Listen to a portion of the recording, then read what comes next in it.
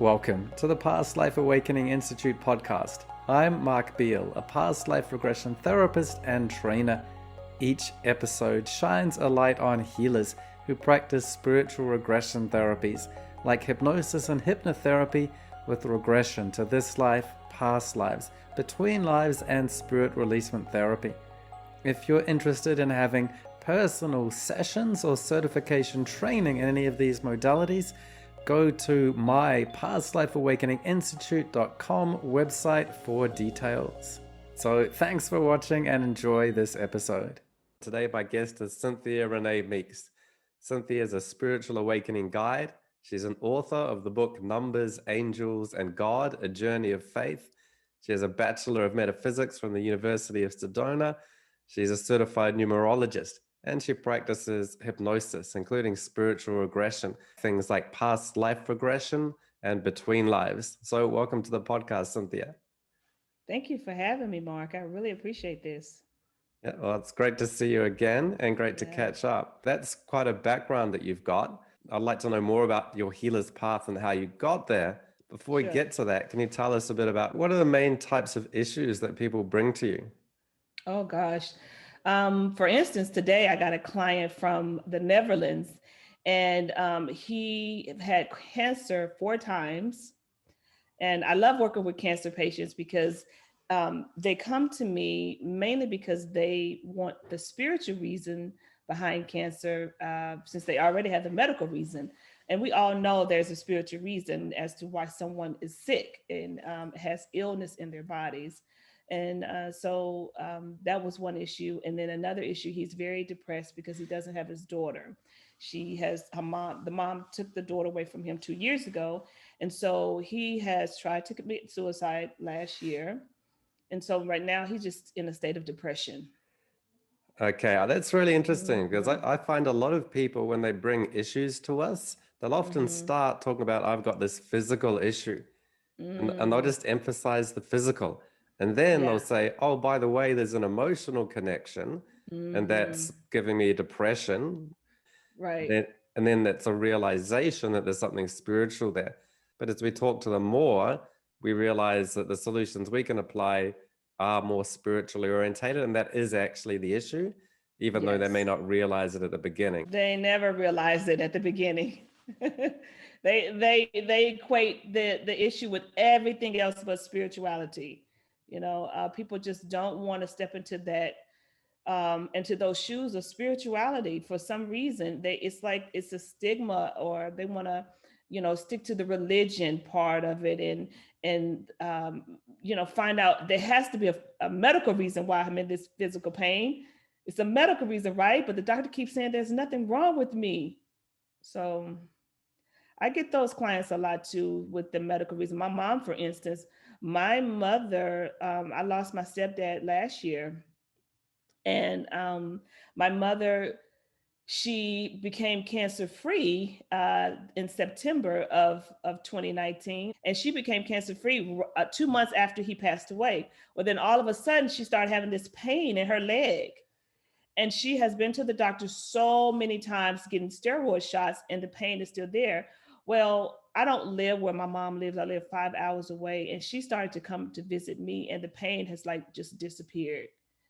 So we all, of course, I figured that out a while ago, that it's emotional pain that she has stored in her leg from my stepdad passing. Tell me about the Hmm. world that you grew up in. Sure. Well, I grew up in Little Rock, Arkansas, home of Bill Clinton, Okay. uh, and my I was never exposed to anything like this. No spirituality, no hypnosis. I grew up in a Baptist community, and I just didn't understand it. I didn't get the feeling that they had. And I'm like, do I supposed to pretend to be doing what they're doing? And I didn't understand the meaning behind the suffering. Everybody was suffering, but we still supposed to praise God for suffering. And I just didn't get that. And I didn't have any role models around me in spirituality that I could just kind of lend the ear over and say, what are you talking about? What is this new stuff? What is this different stuff other than what I was programmed to believe? And so of course, I escaped all that when I moved to Dallas, Texas, when I was 19 years old, my first year in college. Okay. And I decided to leave college from Arkansas and move here, which I'm here now, and had a whole new discovery. I was able to get away from the limiting beliefs and the programs and the whole religion part of the Baptist church, but it was still in me, right? So of course, when you have your parents and your grandparents saying, "Are you getting up and going to church today? Are you getting up and going to church?" I still had to do that well into my 30s. Pretty much after I had my second son, I was like, enough of this. What were the kind of first teachers, books, courses, Mhm. experiences that got you into the path? A teacher would be Deepak Chopra.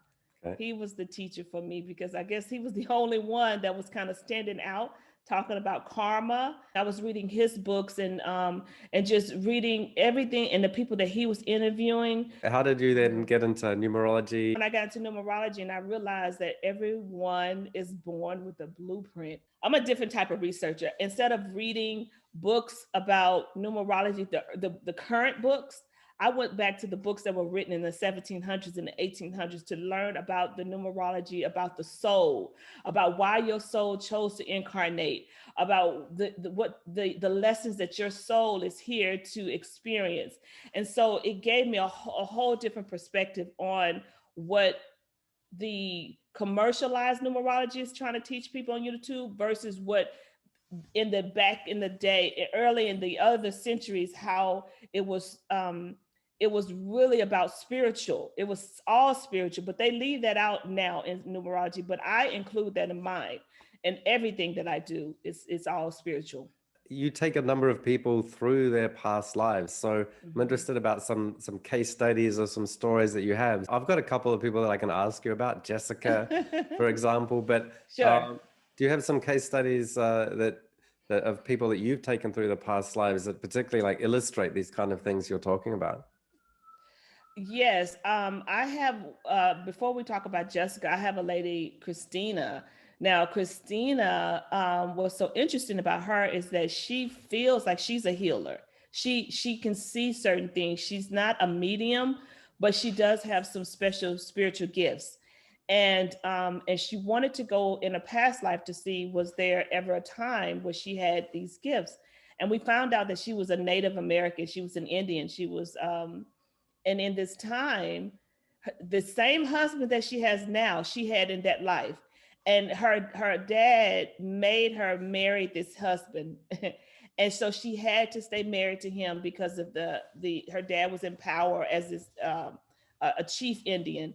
And at this time, and the thing about this was so significant because she was going through a divorce. She had asked for a divorce from him in this life right now, and she found out the reason why she had to meet him in this life was because she needed to go through it and say, this time I can get a divorce. I can make up my mind. I don't have to go through the guilt and stand with someone just because I am told to, or is it my family tradition? And now as Hispanic, she gets the choice to say, I don't want this marriage. This is abusive. He's a narcissist. I want out. Yeah. But it was the same husband from a past life, and so that was very interesting for me, and it gave me a lot of insight that we meet people in this life for certain reasons, and that was one of her reasons she wanted to find out. And she was a healer, so she can see the future and she could see the past, and she can also heal people as an Indian girl. And she had a hawk as her spirit guide. Okay. Yeah. So actually, so that's quite interesting in the way that she go into this session? Did you say her presenting issue is she just wanted to reconnect with some past healing skills? Right. Yes. And that's all she really wanted to do in the session, is that right? She wanted to do the healing skills, but also understand trauma that was in her life, Okay. and from the dad, and again stemming from a past life, the same type of trauma. It wasn't not the same type of trauma, but the same type of controlling from the dad figure. Mm-hmm. Okay, that's good. 'Cause sometimes people say, I want to go into a past life, but only remember the positive, helpful things that happened. And Oh no, she had some trauma in her life. yeah. Yes. But here's the thing. Anytime anyone says that, it's like you don't get to cherry pick. Right? It's as if, oh yeah, there's one life that has Mm-hmm. causes of trauma. The other life is just strawberry lemonade the whole time. It's like people do ask that, and then Yeah. it's like be prepared. Either way, you'll find out Mm-hmm. some things, and it may not be like a bad thing, or maybe it was, a challenging causative event in that time, but then it relates directly to this life, shows you those connecting patterns, and then gives a Yes. therapeutic resolution. So you are then empowered in this life. And so to me, anyone who says, I only want to remember positive things from a past life, I'm like, you're really You're cutting not off. ready for this. You're not ready for this, right? Well, Yeah. or you can ask for that, but you may not get it because it's Yeah. like you're asking for something so limited, and what you can get Mm-hmm. is something so expansive. Exactly. Exactly. And she went to another past life where she was actually a mermaid. Okay. It was beautiful, which I was shocked because I'm like, tell me more. But she was literally a mermaid, and she was underneath the Mediterranean Sea. That's where they live, underneath, way, way below. And she would come out when it was time to go speak to the government, and her feet would appear as she walked on the sand. So this was, of course, very, very long ago. But all of her lives connected in some way. Yeah, that's interesting. Do you get that a lot where people come up as, non-human beings? Or I think there are a lot of interplanetary incarnations, and a Mm-hmm. lot of those are quite wise. Does that make sense to you? Do you experience Yes, things like that? yes, I do. I do. Quite often, actually, I Okay. do. In my experience, when someone, and I've had a couple of sessions where they were non-human, but I think if you keep diving deep enough, we all have been non-human. To be honest, if you go into enough past lives, you will see some stuff. That maybe we've all been that non-human. We all been the murderer, the saint, the victim. So it's just really, to me, where the soul wants to go for the healing. And if the soul needs to go in one of those lives that were a non-human, it will visit that life.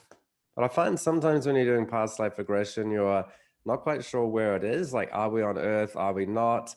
Yeah. Oh, it seems like we're not. And who are these people around? Are they other people? Or Mm-hmm. it seems like they are the beings, but there's six of us sitting around a table and they're quite wise. In fact, they're extremely wise.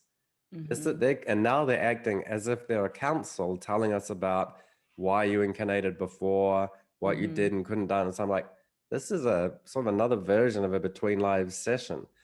So it's kind of interesting how that can happen spontaneously, and that's not the traditional Mm. presentation of how it works, but it can It work can like happen, that. huh? Yeah, Well, I haven't experienced that yet, but if it happens, I'm looking forward to it because every session is different. Let me tell you that. I had this session recently with this lady from the Netherlands, and going into this session, she wanted to visit some trauma from this lifetime and see if it was some residue from a past life, and ended up she had 13 attachments. Okay, 13. So we didn't get anywhere other than releasing the attachments. And finally, I said to one of the attachments, and the thing about these attachments, they were all her family. She okay. knew them all. 10 was family members and 3 were friends. And one out of the 3, 2 were friends, and one was someone that she saved his wife and son in a car accident, but he died. So he came through. He wasn't really attached, but he came through because he had a message for the other two, his wife and son. But one of the attachments told me that she was open. I just came in because she was open, Yeah. and what I found out that she had went to mediumship school for about a week and couldn't complete it and left. So she could have went through a process, and then and since she didn't complete it, she left herself open. Okay, yeah, that's interesting. So we're talking about Mm-hmm. past life regression, and it might get a bit between lifey. But now you're Mm-hmm. talking about, I'm doing past life regression, and it gets a bit, we call it spirit releasement therapy. So in Yes. that case, you can have like earthbound spirits that attach, and you're wanting to find out about past lives, but then they will come through and start communicating, and then you have to drop getting the narrative from the past life and engage with them. And then Yeah. even you've just mentioned a couple of different types of earthbound spirits, because Mm-hmm. sometimes it can be a spirit you communicate with, but it's not attached. Exactly. It's just dropping in to give a message and then it leaves. But then there Mm-hmm. are others that attach for a specific reason, when they may be known to the person. And then there are, Mm-hmm. and then you're exactly right. When they have that other opening, there are other earthbound spirits that are just random and just come in and hang out for a while. And then they are attached, but not much of a reason. So then Right. there are sort of three different ways you go about releasing them. The first one is you don't have to release it at all, although people will often misdiagnose them and try to. Mm-hmm. And then it's even the sequence, like how do I even deal with them, and who's first? So what approach did you take in working with them at that time? Well, before we got started, she had already been talking to me. She seeked me out, by the way. She came through. I'm also a toy creator, and she came through this industry, the toy industry, and she saw my bio on my personal page and my Facebook, and so she was like, I need her. I know I need her because every night I go to bed, I hear these voices in my head. So after we got through with the toy part of how we met, she proceeded to tell me, I know that you are a hypnotist and a past life regression therapist, and I think I need you. And so when she told me about all the noise in her head, she can never go to sleep.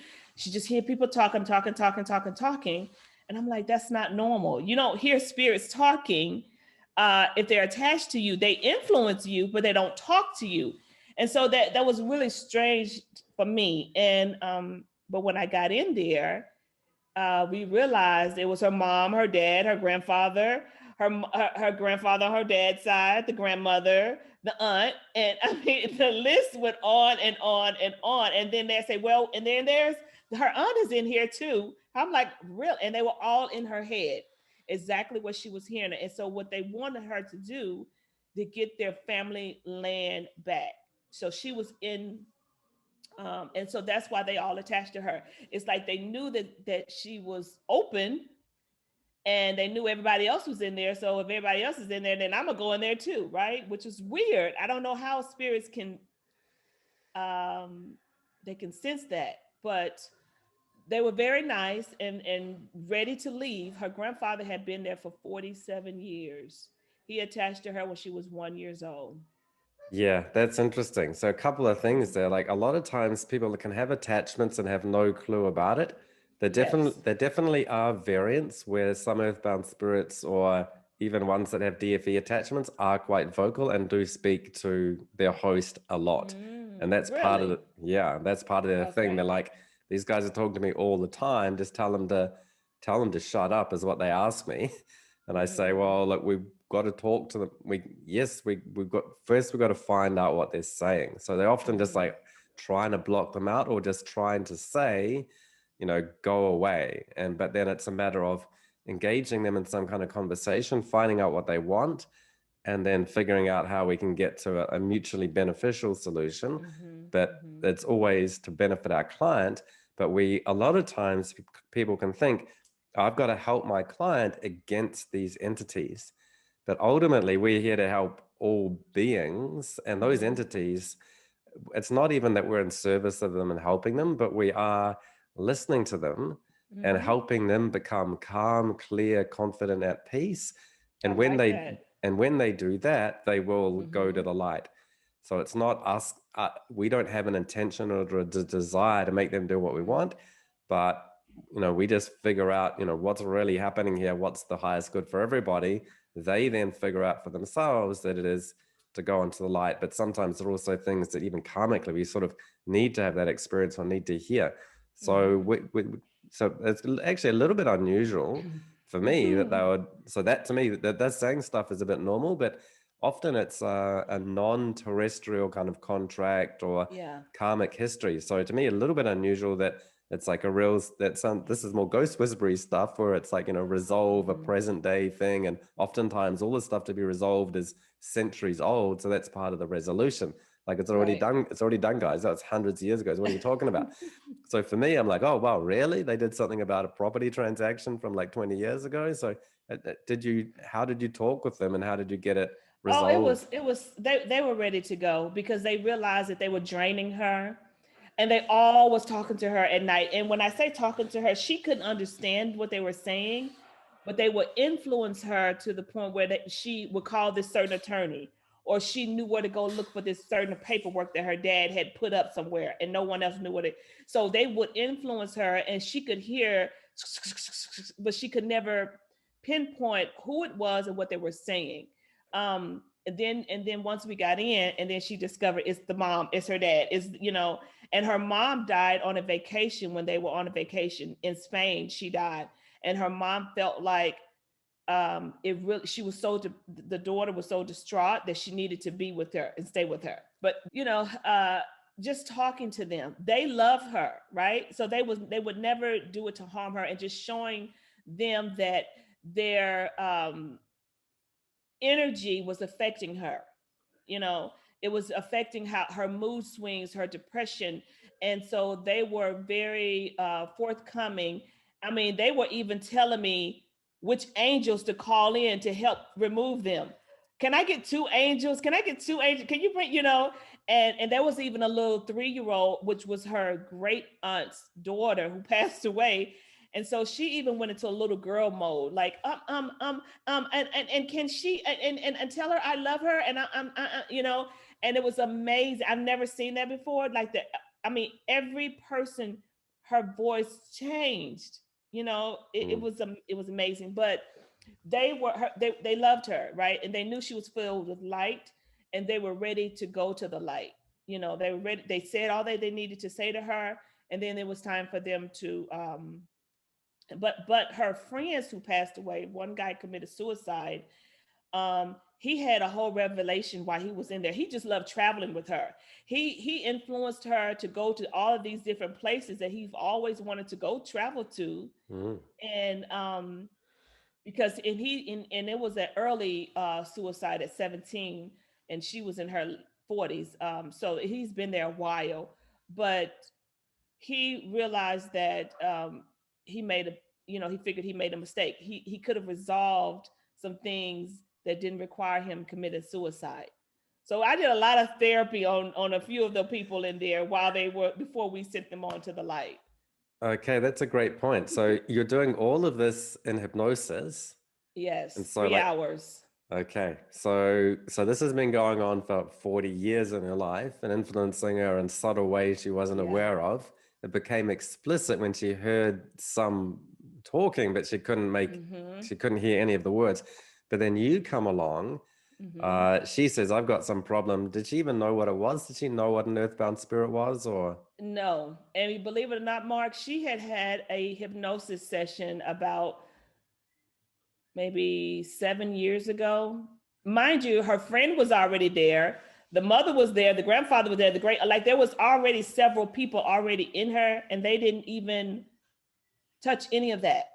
Okay, no, so that doesn't surprise me. So like you went and you've had the training. Most hypnotists have not had spirit releasement training or don't understand how it works. So it makes sense to me that they would not show up at that time.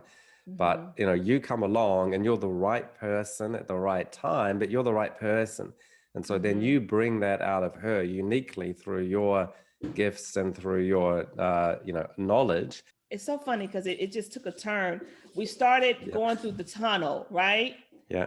To get to the past life. And then all of a sudden she went from the tunnel to a cloud. And she said, I'm on a cloud. And this man is here with me on this cloud. I can feel somebody's presence. And I'm like, well, I asked them who they are. And she said, well, who are you? He was like, I'm your dad, silly. He says he's my dad. And so when we started talking, I said, well, lend your voice and your mind to let me speak to him. And so when I started to talk to him, spirits tried to be very tricky, because he says, well, yes, I said, are you in the light? Oh, yes, I'm in the light, and she's in the light. well, she can't be in the light and you in the light as well, right? And then I realized that I said, no, sir. I said, did you go to the light after you passed away? He said, no, I actually, I came in here because there's a whole lot of us in here, and he just started just rambling on, and he went on a tangent. Now, this was the one that was very... Okay, let me just say one thing there, which is Sure. like, that's really interesting. So you start off doing hypnosis with the intention to go and do past life regression. She has not said to you, I'm a very spiritual person, I want to deal with entities. She's not said to you, all these people are talking to me, I want to know what they're saying. She's just come in for a past life session, and then it goes and takes a big old turn. And so instead of going... Well, she did say that she kept hearing voices. Okay. But I never connected that with there you because go. I didn't connect that with spirit attachment because I never had anything like that before. Exactly. So she's not requesting a spirit releasement session by any means. She's just she's trying to do past lives, and instead of going through the door to a past life, the universe says to you, hey, we can do that, but priority number one. In fact, 7 years ago, we had a chance and we didn't grab it, or the person, even if we had grabbed it, the person wouldn't have known what to do. But they thought, Cynthia's here, she's knows what to do. We're going to go up into this cloud. We're going to say, hey, God, we're here. We couldn't find the light. We didn't know how to get out of it. There's a whole bunch of us. We all need help. So the way that we help our client is by helping these guys. And guess what? Her grandmother said her mother and I chose you to help her. That's it. Because your name, Renee, which is my middle name, is the same as my husband, and he's in here too. Well, and they said we influenced her to talk to you about this. Right. And so the client's making an appointment to see you, not knowing why, but it's because these EVs, Earthbound spirits, want to meet you and want to get your help. So that's fantastic. That, as weird as it sounds, that can be how it works. And even a lot of people sort of think, oh, Earthbound spirits, they're attached, they shouldn't be. I've got to get rid of them. They're draining my energy. It's bad to have them attached. And even dark force entities, we can have this real us versus them, or I must make them release. But it's important that we work in partnership with them. And what you're just telling us is that they're working in partnership with their host and really helping her and them get the help that they need. So they're very willing to be released. And so how did you help them do that and find the light? Did you have to have a little bit of a conversation to give them some more awareness, or sometimes there's a bit of discussion involved, sometimes it's quite straightforward? What was it in this case? It was, once they said exactly what they've been trying to be vocal about all this time, then they said, you're going to try to send me to the light, right? And I said, well, I have to, right? Because look how long you've been there. You're weak, and your weakness is draining her. And they said, well, I really don't want to do that. And I said, I know you don't. And so we did do forgiveness. I'm not sure if this is, a method that you agree to, Mark, or not, but I did have all of them to, they wanted to ask for forgiveness from her. Absolutely, because they didn't realize what they were doing to her. And she was in a lot of pain. Like, she was not sleeping. She was taking pills. It was very depressing because, of course, the ones who committed suicide, and she was just in a state. I mean, she had lost her boyfriend because it was just so much going on, right? I'm glad you said that, because a lot of people think, oh, you found the attachment, so you just tell the Earthbound spirit, okay, you couldn't find the light, now find the light and go into it, goodbye. And that's it. So I'm thinking, wait a second. They've been waiting 40 years. They've been waiting 7 years to find the right therapist. They finally found you. And so no, absolutely do forgiveness. Have a conversation with them. Don't rush them off into the light while you've got them there. Talk about, why did you attach? What are your feelings? And maybe they did have positive intentions. Like 30, 40 years ago, we wanted to help. 20 years ago, I wanted to go traveling. I've been traveling now. I got what I wanted as an Earthbound spirit, but I see the cost that it's had. So please don't just throw me into the light and get rid of me. Let me say, look, I'm sorry. please forgive me for the energy drain that I've done. I want to say, and also it's not always all bad as well. It may be, you know, I appreciate the time that we had together. And sometimes it's not even just like, I had an attachment and that was a bad thing and now I've got it over it and I released it and thank God that's over. But it's like, either way, it's part of an experience that we have where we learn spiritually. It may cost us in the end, but overall, even if with its ups and downs, there's a blessing and a benefit in it. Certainly, after we've got it healed and resolved, but as much speaking that you can do to them to find out who attached, why they're attached. And another reason to do that is to ask generally who else is in there and who else. So what you can do is like have one person, like, maybe the grandfather recognizes and says, oh, I recognize the cost and I want to be forgiven. And you can say, well, like if there are 12 other people in there, can they say exactly the same thing? And they say yes. And say, good. So then you get a 12 for one. And I'm really glad you said that as well, because a lot of people think, I've got an earthbound spirit attachment. I found the grandfather. I saw the grandfather. I said, grandfather, you're there. Go to the light. And then I healed them. And I'm like, wait a second. You didn't ask the grandfather anything. And if you had, he would have told you there were 12 other people and you could have released all them. And also he said, like, I don't want to go to the light in a way. And so if you just say you're there, go to the light, even though they directed you to the healing, they still need a little bit of convincing or a little bit of discussion. So they can even pretend to go to the light, not go, and then you haven't released the person that's there or the other 12. But the way you did it was perfect. And so have a good old chat with everybody.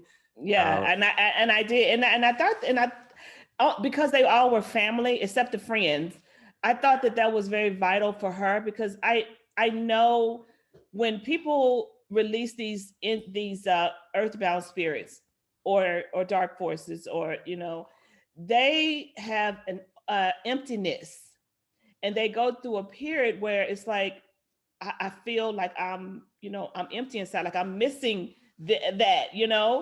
And so I had to make sure that she was able to say, I forgive you, I love you, now can you please go to the light.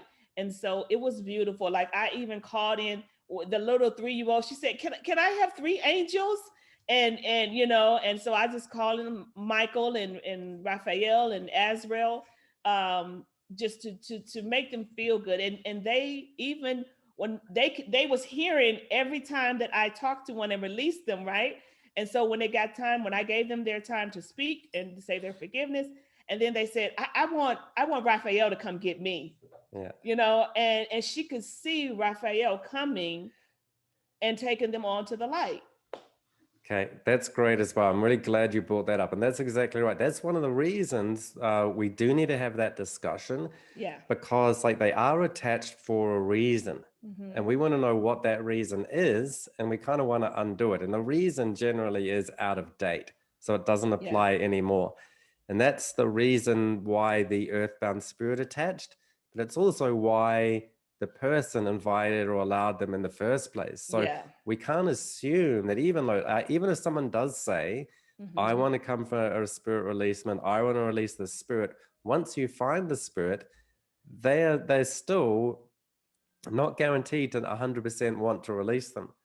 And that's the reason why, is because they think, well, I've been living with these voices and it's hard to sleep and everything, but they're part of me. So if I let them go, I'm losing part of myself.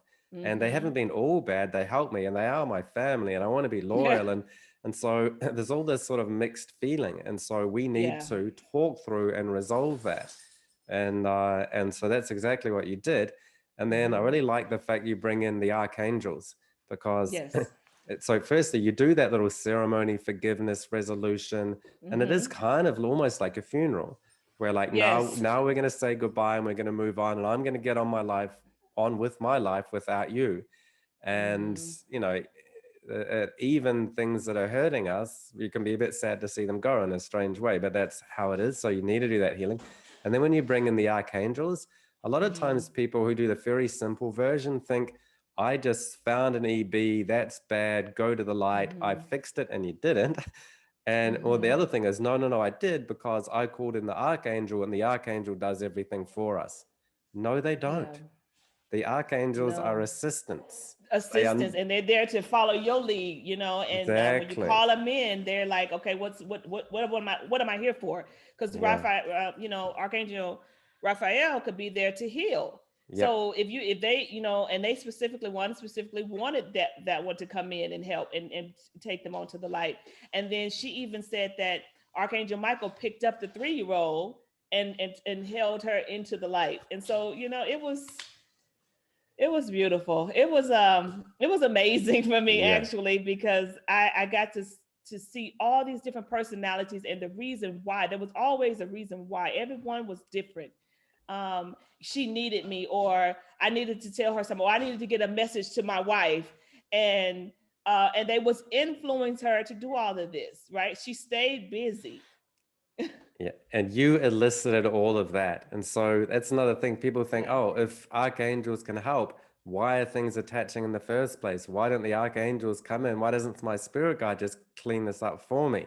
That's because it's just, and it's a good question. I don't even really know exactly why, but I do know that's not how it works. Yeah. And we've already seen like they needed, if they were like searching out for help, they could have just called in the archangels to help them and we would have never known, but they Mm-hmm. specifically called you to Mm-hmm. go to meet you, and then you can call in the archangels, and the archangels do like a lot of work, but they do need our intention, our prompting, and the Yes. therapeutic context that we give. And so it's up to us to be aware of them, to use them in a way Mm-hmm. that's really helpful, and they are so helpful, but they can't do everything. And I think that's one Yeah. little area people get stuck into, thinking that they'll do everything, but it's, we really have to do a lot of the work Mm-hmm. as therapists to help them. And so, yeah, that's a great example. And I just made sure that they all pulled their energy out, because I've had sessions where not me, but other people have had sessions, and I've heard I had to go back because they didn't get the energy out. So part of the energy was still in there. The attachment left, but the energy was still there. So I was still having these pains, these feelings, these cravings, Yeah, So I made sure that they pulled all of their energy out of her head. And then of course one of them was in her leg, her knee. I believe it was a knee area. And same thing. Now she doesn't have any knee pain anymore because that was causing her his knee pain. yeah. Yep, that's a great point. So a lot of people with Mm-hmm. spirit, so now we're talking just about directly spirit releasement therapy. Mm-hmm. So a lot of times it comes up spontaneously. Some people now they hear about it and may think, oh, this sounds a bit familiar. I'm going to book a spirit releasement session. So you do one session where you talk to the earthbounds and tell them to go. And Mm-hmm. it doesn't really work like that either. The best way to do it, I find, is in the context of Mm-hmm. overall therapy. So that's what happened.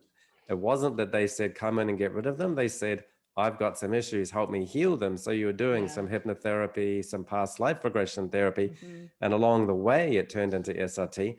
But then also, what you're talking about now is once you've even released that, you do Mm-hmm. need to like seal it, heal it, and then help them move on without all of the Yes. stuff that they thought was them for a long time. And that can be something you do for 20 minutes at the end of a session after you've released Mm-hmm. them, but it very much can be have another session afterwards.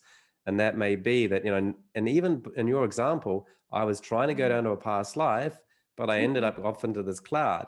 And Right. so, and so now It that they're stayed in, on the cloud. yeah, and now that, and so Yeah. then so you probably did the whole session doing that, but then it's Yes. not like, okay, that's over. I only had to buy one session. That's great. It's like, well, let's go back into the past life, and then you can Mm-hmm. find in the past life, oh, my grandmother and my grandfather and my father, we were connected in this way, and Yeah. that's the other piece of the puzzle that I needed, and that helps me feel more and more whole.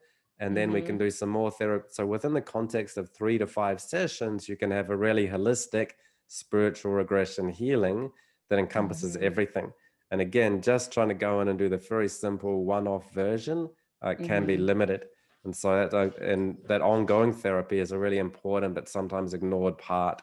And it's certainly, Yeah. so does that make sense? And It so, makes a lot of sense, Mark. And like I said, she had been out for 3 hours. I had no idea it was 13 people in there, but there was someone else still there, an Indian. who once she gets their land back, they want her to get the land to the Indian people. And so, but he kept trying to disguise himself as her spirit guide. And I kept saying, wait, this is, but I could not. She had already been out for 3 hours. It was way too long. Yeah. And I said, we definitely have to have another session, because he's not your spirit guide. Your spirit guide is not going to try to tell you to get the land back to the Indian people, right?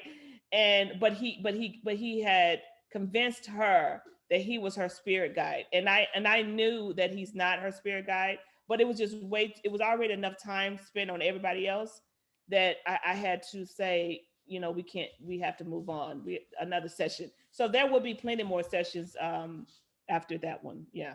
Yeah, that's a great point. So people often think, I've got a spirit attachment. I found one, I cleared it out, we're good. But that's almost never the case. Where there are one, there are many. And then if someone's open enough that they've got a bunch of EBs wandering in, earthbound spirits, they're probably open enough that other things can come in as well. And so you've got the nice ones come to the forefront and say, let's do some final healing and release. But if she's been that open, there may be some other ones hanging around in the background. And we can say, look, anyone else there, and the other 12 put up their hands. But there can be other ones in the background who are not putting up their hands, or who then come to the forefront and start pretending to be a spirit guide. So now we're getting into dark force entity type stuff. And so often with this, that's the other reason, 3 to 5 sessions, because it's layer upon layer. And a lot of people, if you think you've peeled off half the layer and you're done, it's like, well, peel the whole layer for a start. And when you do, and that's it, because if you peel off a bit of a layer by just telling one EB to go, you're not going to see the layer below, because you never really did the top layer anyway. But if you do the top layer properly and really like you did, then you start seeing, there are more layers here. And it doesn't go on forever, but it's 1 or 2 more sessions to deal with some of those things. And that's possibly maybe we have to have you back on the podcast so we can talk about some of how the dark forces come in and something like that. But are there any other cases or principles in therapy that you I want to mention this too about being open. She said that there was a whole row of people that was waiting to talk to me. And so my Archangel Michael came in, and I said, well, ask Archangel Michael if he could just direct them to the light. And she said he kind of put out his wing, and he just said, she understands what you need. And he just pulled them all to the light, like, guided them all to the light.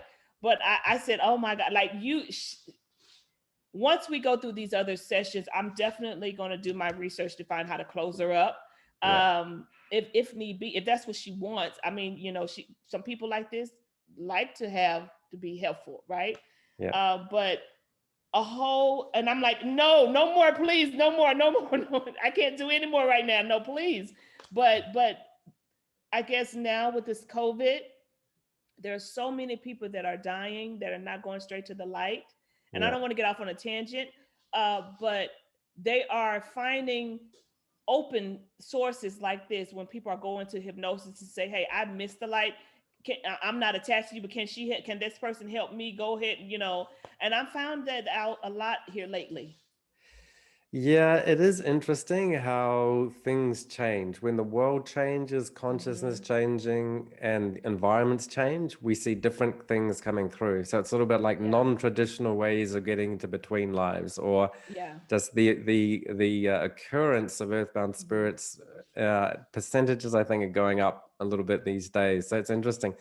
So are there any like key principles that you find in therapy that you can tell us about? So things that come through a lot, just like repeat, so now we're getting to the therapeutic resolutions. So are there some sort of big themes that you're seeing?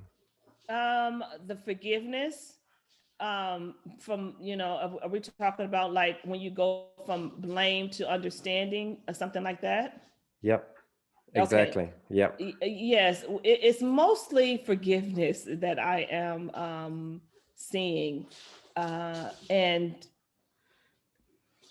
that's the hardest part, because that's probably mostly why people, have these issues, right?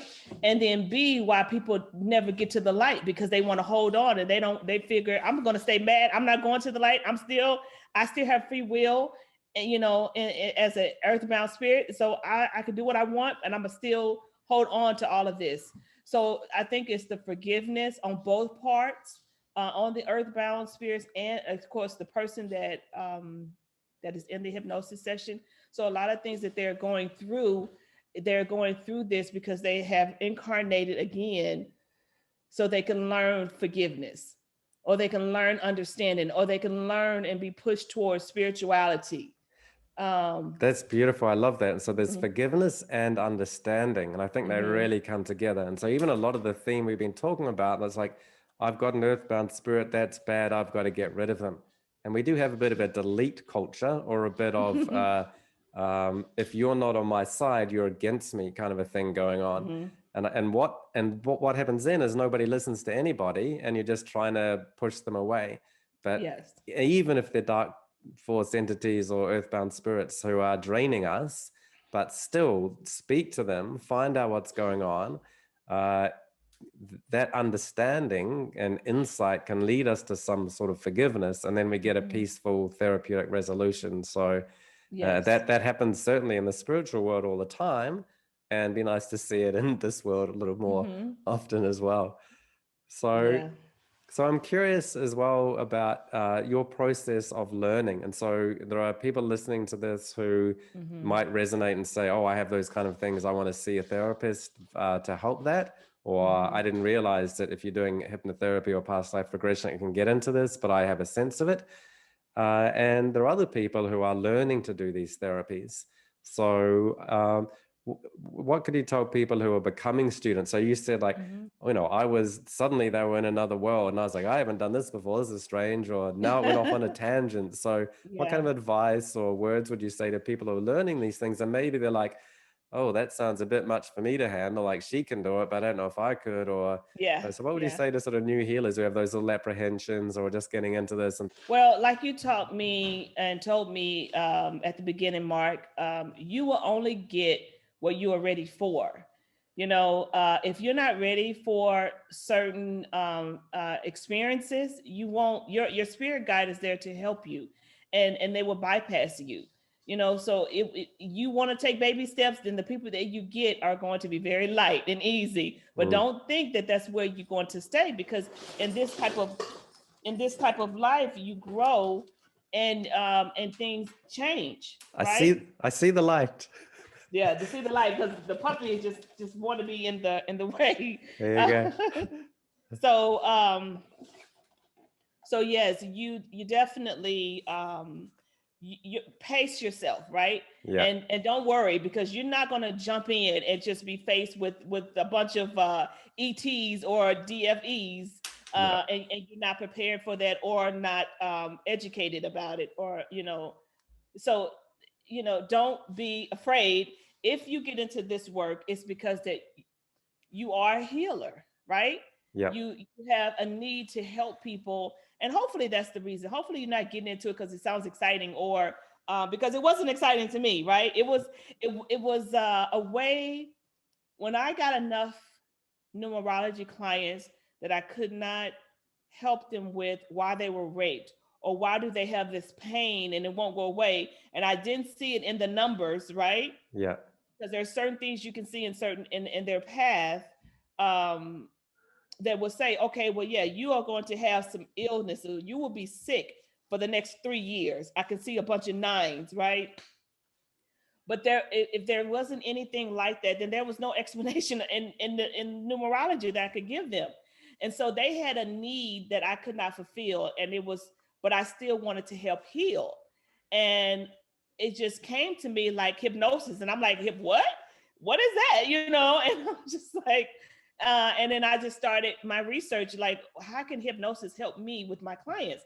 And then I realized that there was spiritual hypnosis. There was ways to understand residue that stems from past lives that come over, that give you these issues that you would normally have if you clear that residue up.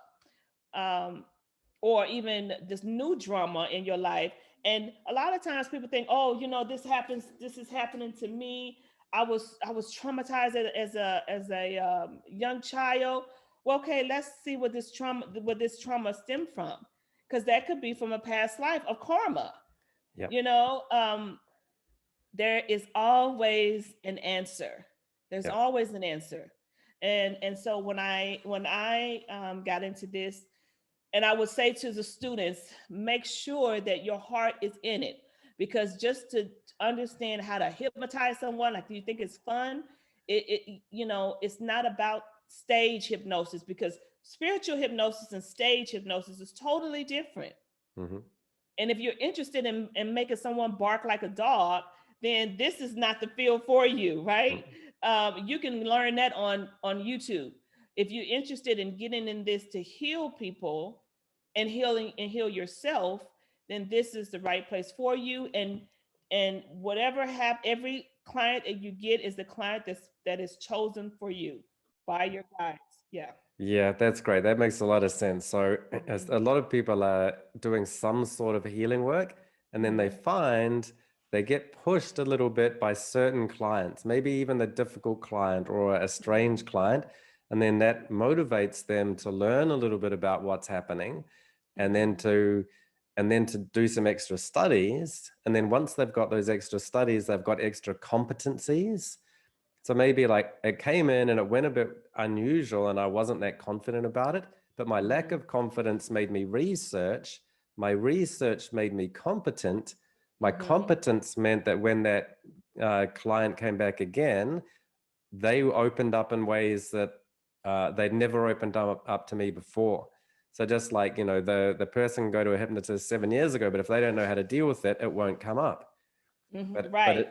Right. And then you get to another level where spirit guides or entities will influence people to see you. And so then, and you can never, and so there are certain karmic destinies there as well, if you've got that kind of connection to the practice. So I also wasn't even particularly fascinated or like wanting to do this kind of work as a conscious human person. But in terms of my karma and the connections that I had and the life purpose that I have, then, whether by choice or no, I have to do it. And you've got the ability to do it, and people come to you, and in the end, you accept that that's what you're going to do, and it is then it becomes really rewarding and fascinating, and allows you to do things you never really thought were possible. Right. Is there anything that you wanted to say in a wrap up? The other principles or wisdoms that you'd want to share with people? I just want to share with people that I don't use a lot of outside modalities in my practice, other than counseling them first. Make sure, if you want to experience this, make sure you understand what modalities they will be using once you're in a trance. So just make sure when that therapist is vetting you, and make sure you're the right client, make sure that they are the right therapist, and they're not going to be using anything other than talking to you, the induction, and then just talking you through the therapy of it all. Okay, yeah, that's a great point. So it's been wonderful to speak with you again, Cynthia, as always. Yes. So thanks very much for being on the podcast. And if you are interested, thank you for having me. My pleasure. So if you are interested in sessions, you can go to Cynthia Renee Meeks, and you can go to her YouTube channel, Cynthia Renee Meeks. So go subscribe. See, she's got a lot of high quality, great videos there. So you can continue the journey and find out more about Cynthia and have your own personal experiences. And then if anybody want to DM me, all of my social media is at I am Cynthia RM. I am Cynthia RM. If, just DM me on Twitter, Facebook, or Instagram, and I will definitely get back with you. Fantastic. Thanks very much for being on the podcast. Thank you for having me, Mark. Thanks for listening or watching. To find out more about my guest, see the links in the description for details. If you're interested in having personal sessions or certification training in hypnosis or hypnotherapy, or regression to this life, past lives, between lives, or spirit releasement therapy, then visit my website, the pastlifeawakeninginstitute.com, for details. Thanks so much for watching or listening, and see you next time.